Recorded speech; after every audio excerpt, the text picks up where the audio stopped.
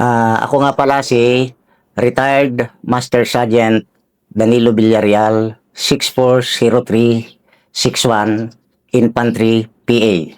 Yun, sa dami ng dinaanan kong inkwentro, nakasubok ako yung sabi ng umagahan, tanghalihan, hapunan, sa part yan ng Basilan and Hulog. Pero mayroon akong isang hindi makakalimutang pinakamahirap na pinagdaanan kong inkwentro. Nung ako ay ma-pull out at mapili na naman na ipadala, parang organize yata ang RUC nung araw, Regional Unified Command, napasama ako sa nalipat na naman uli sa Davao Region. Yun. At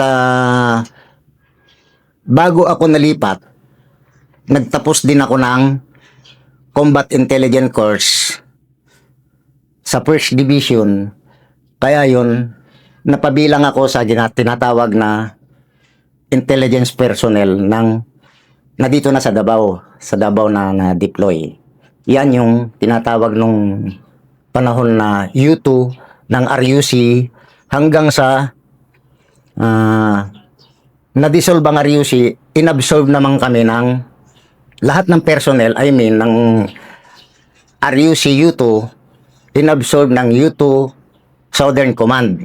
Wala pa yung mga Eastmincom, Westcom, Southern Command pa noong araw, yung tinatawag, in short natin, Southcom. Anong taon yan, Master? 1984. 84 na. So wala pang... 85, mag-85 na yun nung mapunta kami ng Davao. Davao mismo? Davao Region.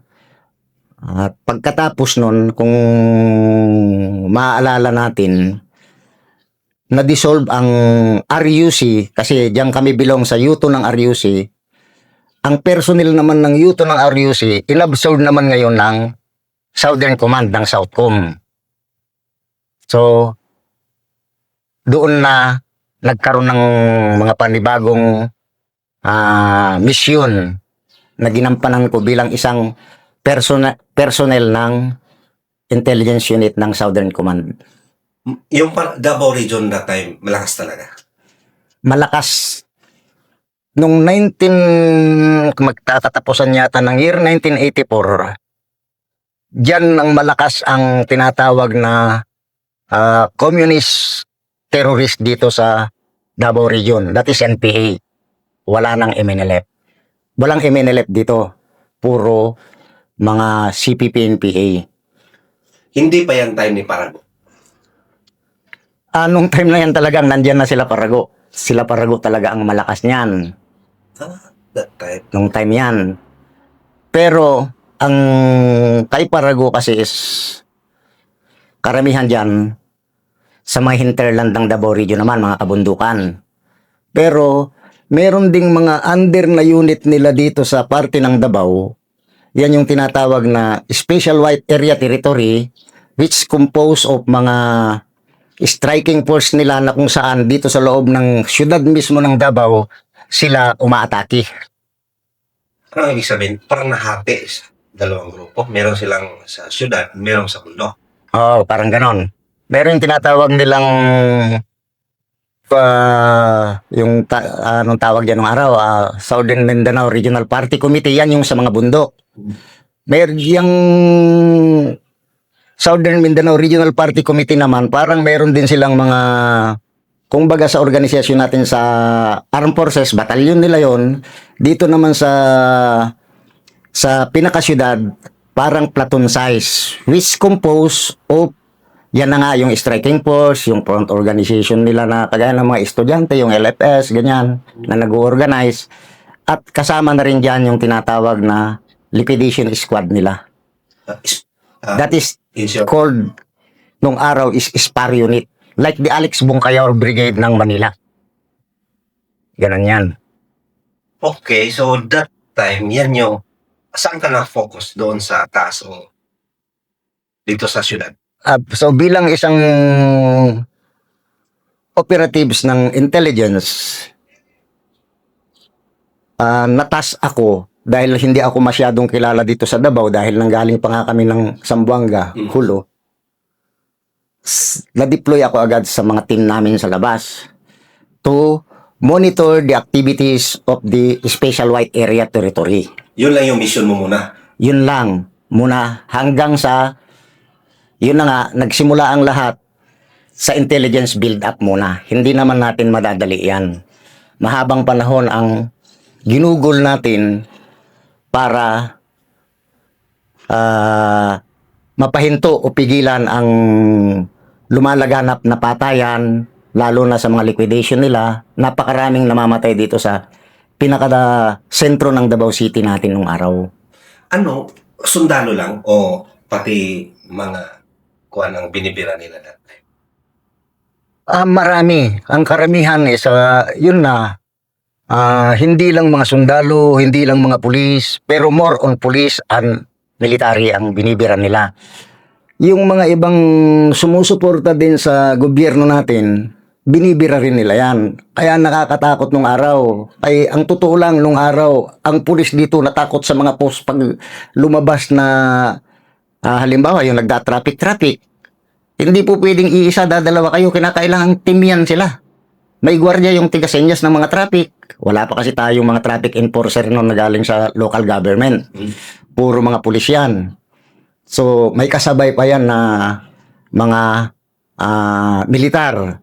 Kagaya ng TGP natin nung araw sa Tagum, merong naka-augment dito sa Davao City na I think isang kumpanya ng Rangers para magpatrolya yan. Dito mismo sa pinakasentro ng Davao yan, hindi ang kabundukan. Kaya napakagulo nung taon na yan hanggang sa yon nga bumuo naman ang Southern Command natin noon ng grupo ng mga intelligence personnel, kasama na yung MIG, kasama yung ISU, para yung mga hindi kilalang personnel na kung saan galing na region din, naipon dito sa Davao para magsagawa rin ng counter operation against sa mga liquidation team ng CPP-NPA. Ganon yan ang naging simula. Kaya noon naman, naatasan ako bilang isang napagtitiwalaan din siguro ng ating organisasyon sa Armed Forces, ay binigyan ako ng isang misyon para isagawa ang operasyon na yon. Kung saan doon talagang buwis buhay ang ginawa ko para lang makumplis ang isang misyon.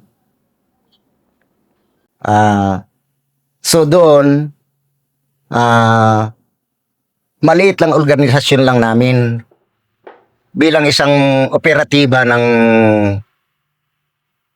intelligence unit ng Southcom. Wala kaming opisyal.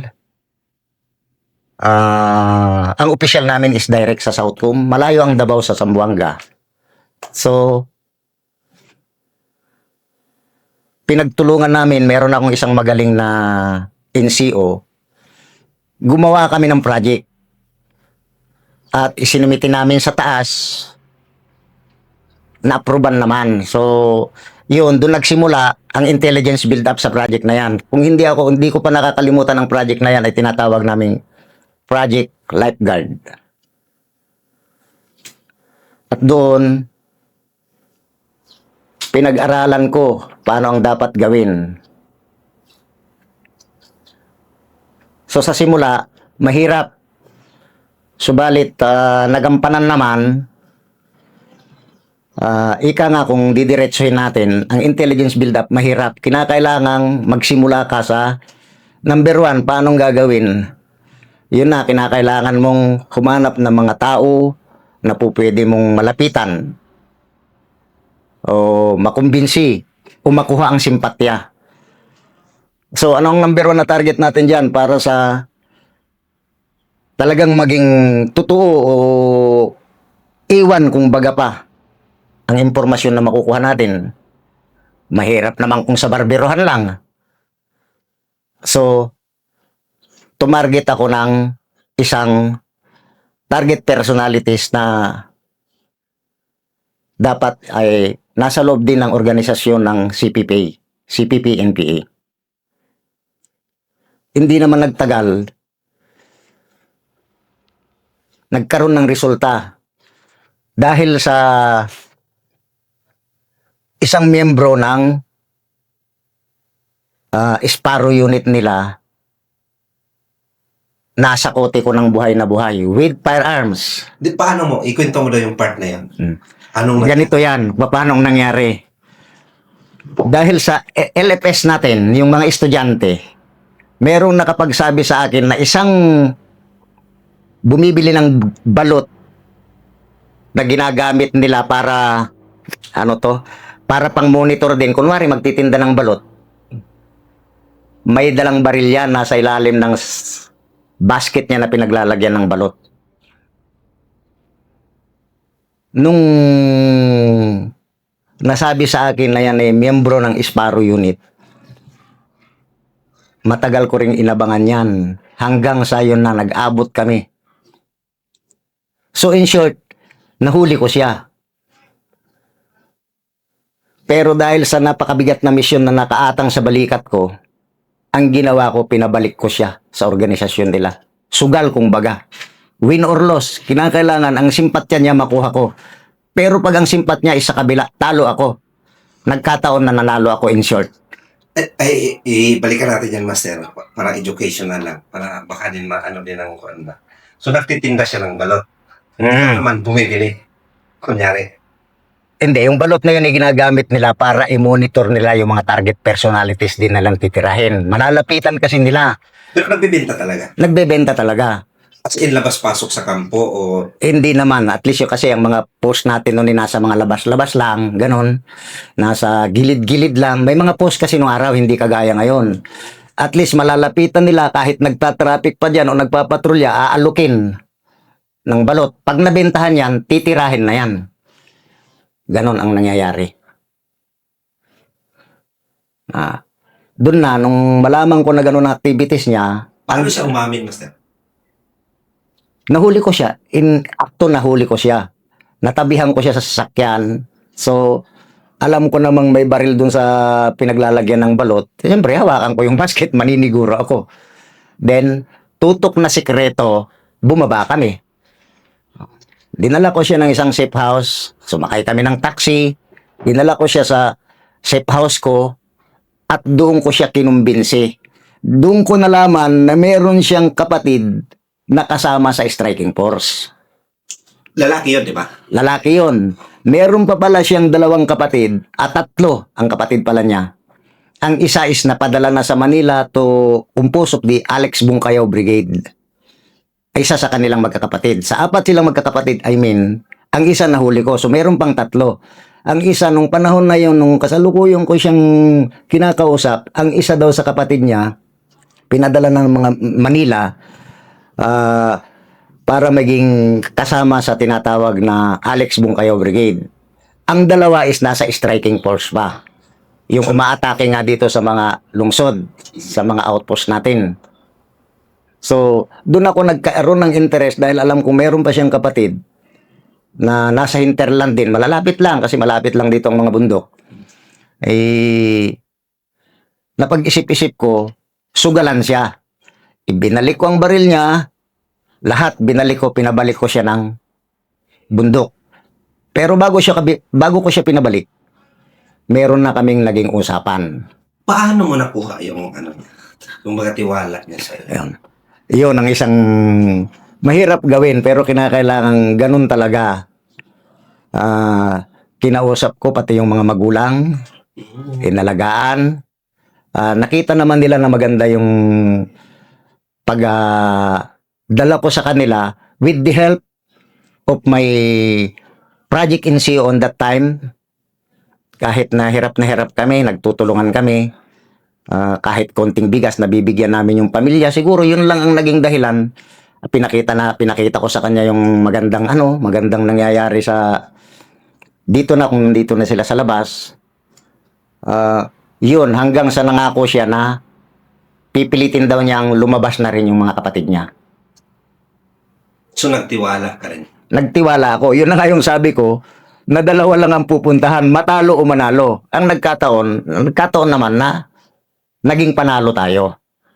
Ganun. Kasi kung talagang doon pa rin siya sa papanig sa kabila, wala tayong magagawa. Pero kung hinuli ko siya at hanggang, halimbawa, hinuli, tinurn over, hanggang doon na lang tayo, paano nating matatapos yung project na ginawa namin na hindi lang naman hanggang doon sa humuli ng isang personalidad nila, kung hindi pilayin talaga ang itong special white area territory nga dito sa Davao City. Sa dami na lang namamatay. Kasi kung hinuli mo na lang siya, turn over, parang yun na, tapos na. Tapos na, hanggang doon na lang tayo. So tuloy pa rin yung patayan, liquidation, striking nila sa mga detachment dito na may outpost kasi minsan 3 pulis o 3 sundalo lang nagmaman sa mga outpost. Karamihan kasama nila yung mga volunteers lang. Hindi na natin makukuha yung pinakaano nila, hindi na natin sila mapipigilan kung sa simula pa lang na nahuli itong personalidad na ito, turnover na natin lahat, hanggang doon na lang tayo. Tuloy pa rin ang patayan. So, Kaya, parang desisyon mo na lang yun. naging desisyon ko yun. At ang ang south ko nga nun, bakit daw, ang tanong pa sa, bakit daw hindi pa tinurnover, bakit pinabalik pa? Yun ang tanong sa akin. Yun ang tanong sa NCO ko. Ang sagot lang ng NCO ko, ayaw ko daw tapusin na hanggang dun lang sa nahuli na yon. Wala na. Pagkatapos kasi nun, wala na. Tuloy pa rin. Paano nating aayusin maigi ang siyudad ng Davao para mapatahimik? Kaya, para sa akin, yan ang naging simula. Hindi pa. Kasi nagkaroon pa ng isang pinakamahirap. Ito na nga yung sinasabi ko. Na enkwentro. Na ako lang mag-isa. Tutuloy natin yan. Ako lang mag-isa ang regular talaga dyan. Pero nasa isip ko sa talaga nung panahon na yon, kung hinuli ko lang siya, tapos na. Hanggang doon na lang. Paano yung mga kapatid niya at sana sinabi niya sa akin na kakausapin niya. Pababain niya. Kaya, ayun, pinaano mo na. Pinabalik ko siya. Lahat, binalik ko, baril niya. Yung tinatawag natin ng araw na 3516. Short arms. M16 ang bala, napakalakas niyan. 5-shooter na M16 ang bala. Armalite ang bala. 5 rounds na, anong tawag natin dyan? Yung Dibola in Bisaya. Pero M16 ang bala niyan. Ibinalik ko sa kanya, pinabalik ko, yan. Pinadalang ko pa siya ng mga gamit. Yun. Dumating naman yung panahon na kumontak uli siya sa akin. Mga ilang linggo, araw? Matagal. Siguro mga almost month, 2 months, 3 months. So matagal din yung project na nung lumabas siya at biglang kumontak sa akin. Dalawa na sila. Pinuntahan ko yan mismo sa bahay nila. Lakas loob kong pinuntahan kasi bumaba siya kasi nasa kabilang ilog lang yung bahay nila. Bundok sa kabila, ilog ang pagitan. Bahay na nila. Nakipagkita ako dyan sa dalawang magkapatid na yan. Ang pagkasabi lang niya na parang dala na niya. Oo. Inutusan niya yung isang kapatid niya na hindi naman kasama sa armado ng grupo nila na gusto daw makipagkita sa akin. Nakipagkita ako. Hindi ko alam kung ako i-hostage nila o anong mangyari sa akin, pero sa laki ng tiwala at pinakita ko rin sa kanya nung araw na mahuli ko siya, hindi naman siguro mangyayari. So, nagpakita ako. Nag-usap kami. Hanggang sa'yo na. Parang suicide na rin yung sa'yo nun. Oo, parang suicide. Naging maganda yung resulta ng pag-uusap namin dahil nandyan lang daw sila sa kabila, marami sila. Doon na namin sinimulan kung paano ang gagawin na pagpaplano para mapababa yung mga kasama niya. Ang problema, alam niya na more on, ipagpalagay natin, mga 70% lang, 70 at 30% lang ang may tendency na pwede nilang pababain. The 70% is hindi talaga bababa. So, napakahirap ang mission na pinaplano namin. Pabalik-balik, ganon. Ganon pa rin talagang mas marami ang ayaw bumaba kaysa sa gustong bumaba. Pero sila lang nakikipag-usap doon. Ano yung sikreto lang nila? Sikreto lang nila, pinapakiramdaman lang nila kung bababa o hindi yung ibang kasama nila. Ngayon, yung bali tatlong magkakapatid is talagang desidido na daw baba. Doon na, hanggang sa nire-report ko din doon sa NCO ko, meron ako, hindi ako pumapasok ng kampo, meron akong isang courier namin na kumukuha ng mga report. Doon mo binabato. Doon ko binabato siya ang pumapasok ng kampo para to avoid na ma-identify ako, ma-burn out and ano. So, naging maganda naman yung takbo ng plano namin, kaya lang medyo natagal-tagalan. Yun na, at least naging successful naman.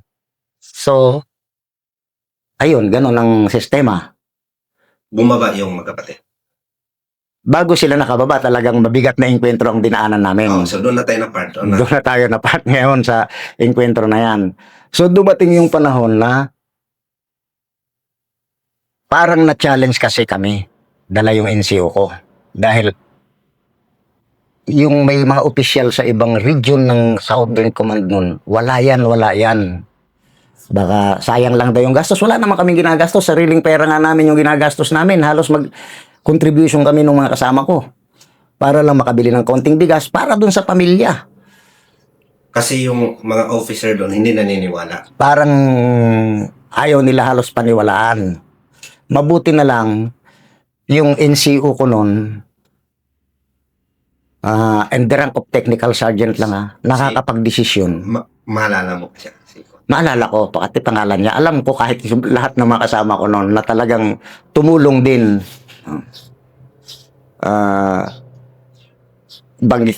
Babanggitin ko pa ba yung pangalan ng NCO ko? Pwede kong banggitin. Okay lang.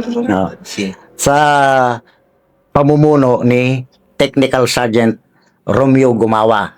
Isang Philippine Marines, Navy. Siya ang naging project NCO at ako naman ang naging principal agent na humawak dun sa mga action agent. Ganon.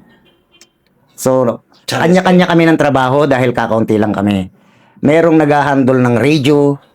Kasi ang mga radio natin noon, mabuti nga ngayon, high-tech tayo, may mga cellphone. Noon, nahirapan kami dahil ang ginagamit namin, transceiver radio. Mabuti na lang, may mga repeater noon, kahit papano nakakakontak. Ganon, so may mga communication in charge. Merong tigakuhan ng mga informasyon na ibinabato ko para sa NCO ko. So, nakita niya na maganda naman yung nagiging resulta hanggang sa sabi niya, madaliin na. Kaya parang ayaw nang maniwala ng taas sa ginagawa natin. So, kaya mo na ba? Sabi niya sa akin na, ikasa o i-execute na natin yung plano. Ay try ko within this week kasi mahirap na, baka madisgrasya kami. Sabi ko pa nga sa kanya nun. So, nagkaroon ng pagkakataon na tinanong ko kung pwede na ba akong umakyat dun sa dalawang magkapatid. Pwede daw. Pero palalabasin nila na galing sa yung sa tropa nga ni Parago, yung mga nasa bundok, hindi kagaya rin naman natin sa armed forces, hindi naman lahat ng mga rebelde magkakakilala eh. Yung nasa bundok, yung malalayong lugar, yung grupo nila doon, hindi naman yung mga nandito sa baba, sa syudad, magkakikilala yung mga yan. Kagaya rin natin sa armed forces nga. Kilala mo ba yung nasa kabilang batalyon? Eh kahit nga sa batalyon kung minsan, hindi nga tayo magkakakilala eh, lalo na yung mga bagong report. Ganon din yan. So ito ang naging plano. Lang kasi, tatawid ka lang ng ilog, akyat ka ng konti, siguro mga half kilometers, andi dyan na ang grupo ng striking force. Compose o mga more or less? Compose siguro sila ng more or less nasa mga 20 plus. So imagine, 20 plus, babanggain ng 4 lang kami, 3 rebelde ang kasama ko, tapos ako lang. Napakahirap. Una-una, hindi ako pwedeng magdala ng mahabang baril. Makikita ako. Ang gagamitin naming baril, saan manggagaling? Sa kanila manggagaling yan. O, di ba? Ang hirap kung tutusin. Ano yung, pero sige daw, ano yung naging plano nung kayong tatlo? Ikaw lang yung isa. Oo, ako lang mag-isa. Ano yung plano? Ganito. Pag umakyat ka, ito lang, magsuot ka ng bolt cap pag nakita mo na makabenta na tayo kasi mahirap na ito, talagang ikakasa na natin. Kaya pati sila parang nahalata na.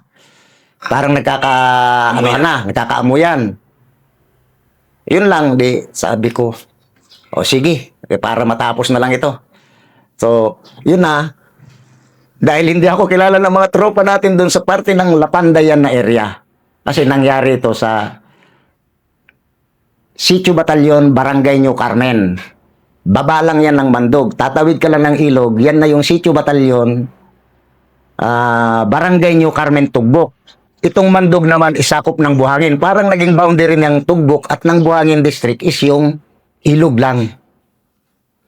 Pagtawid mo ng ilog, siguro wala pang isang kalahating kilometro. Siguro mga 400 or 4,000, ano ba yan? Yung isang kilometro natin is 1,000. 1,000 meters, mga 4,000, mga 400 meters lang mula sa ilog. Malapit lang. Paano, gabi niyo pinasok? O, Araw. Araw na araw yan. pero kabado ka na nun. Siyempre naman. Ang alam mo sa atin talaga, totoo, graduate tayo ng Ranger course, mabigat na kurso yan. Pero kung wala kang takot, ang masasabi ko lang, lahat tayo natatakot. Abnormal lang ang walang takot. Di ba? Tama? Ganon ang ano niyan. Lahat tayo may takot. Pero dahil sa nakaatang sa balikat natin ng isang napakibigat na misyon, na iniisip ko na yun lang ang pipilay sa SWAT, yung Special White Area Territory dito sa Davao City.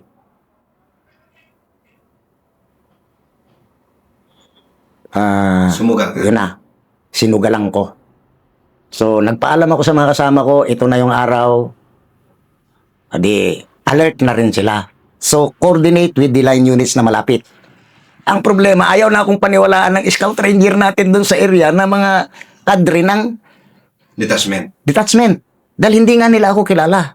Wala silang makukuha ano sa akin. Wala akong pruweba. Wala man lang akong ID except driver's license para makagamit ako ng motor. So, mahirap. Ranger song na lang. Ngayon, may isang nagkataon na hindi ko makakalimutan eh. Itong si Sergeant Concepcion, mahilig sa manok. Mga ranger yan ng 2nd Scout Ranger Battalion. Hindi sila dyan sa Mandog ng mga detachment, dyan sa Lapanday. Sa part ng papunta sila ng Panabo, ano na ba yung detachment nila doon? Papunta ng Takibato. Nagkataon na naghahanap ng manok doon sa area na malapit dyan sa area of operation na kung saan namin i-execute yung plano. On that day. Nakasakay sila sa isang sasakyan, nilapitan ko. Sabi ko, kailangan ko ng tumawid. Nagpakilala na ako na, ranger din ako. Paano nila akong paniwalaan na madungis ako, madumi ako, mahaba yung buhok?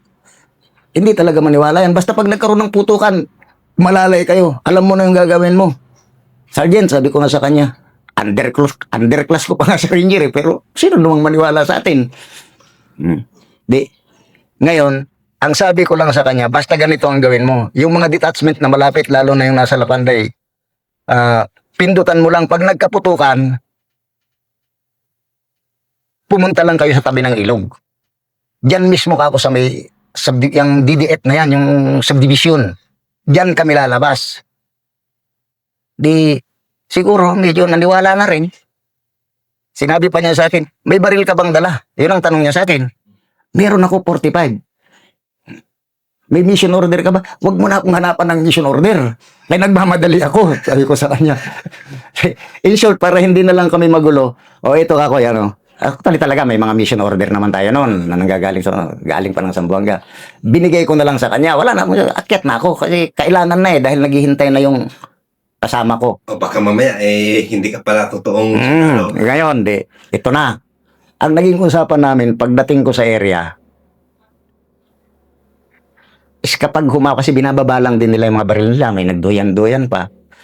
Kapag yung isang tao ko humawak ng baril at nag-trigger na humawak sa trigger, yun ang umpisa. Yun ang simula. Baliktarin ko naman yung kalo ko. Yung ibig sabihin, yung ball cap, imbis na nakaganyan, baliktarin ko, yun na ang sign para magtutukan. So, ilan lang kami? 4, 45 ako sa tatlong kasangga ko doon na rebelde.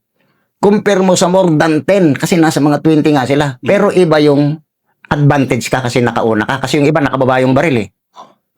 Doon ako lumapit sa nakababa yung isang M16. Ganon ang pangyayari. Para meron akong long firearms. Yun na, paglapit ko doon, di syempre, nung nagtutukan na, nung marinig na yung, ni Asamanta, sa Bisaya pa, nagdemonyo mo, bay, tinutukan na nung isang kasama ko, nung kasangga ko na rebelde. Pagtutok, sumama na lang kasi kayo, bakit kasi ayaw niyo pang sumama? Hindi. Yung isa, siyempre, palapit doon sa M16 niya, inunahan ko, wag mo nang kunin yan, kung di madisgrasya ka pa. Yun na. Pilit man niyang aabutin yung dulo, hawak-hawak ko na aabutin pa niya yung dulo, pinutukan ko na. Doon na nagsimula ang inkwentro. So, in short, lamang pa rin kami kasi kami ang may plano, hindi sila. So, mahaba-habang putukan, hanggang sa yon may mga recovered na patay sa kanila, nakuha din namin yung ibang baril, composed of M16 and Garand rifles. Siguro umabot kami ng halos 20 minutes o 15 to 20 minutes din na hindi ko na ma-remember. 15 to 20 minutes na putukan. Talagang lumaban sila din. Lumaban din, kaya nga lang na nakauna kami. So takbo sila.